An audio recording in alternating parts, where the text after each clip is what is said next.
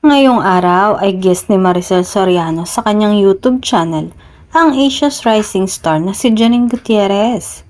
Chika ni Maricel, hindi daw sila madalas nagkakausap ni Janine sa set ng Lavender Fields dahil lagi daw itong may kausap.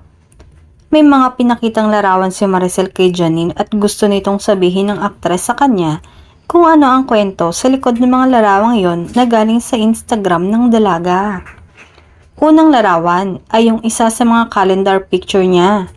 Pinuri pa siya ni Maria na kahit naka-two-piece ay sexy pero wholesome at classy. Sumunod na larawan naman ay yung nasa Tokyo, Japan siya para sa film festival ng pelikulang Phantasmia. At dito na ibinuking ni Janine na yung trip pala sa Japan ay regalo ng kanyang napapabalitang boyfriend na si Jericho Rosales.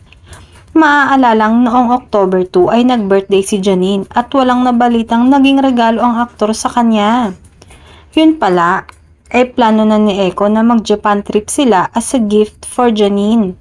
Sakto naman na napasama yung pelikula niya sa Tokyo Film Festival.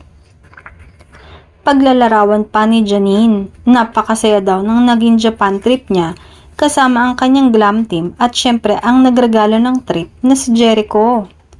Napakasweet naman talaga ng aktor at talagang hindi maikakailang lahat ay gagawin niya, mapasaya lang ang kanyang minamahal.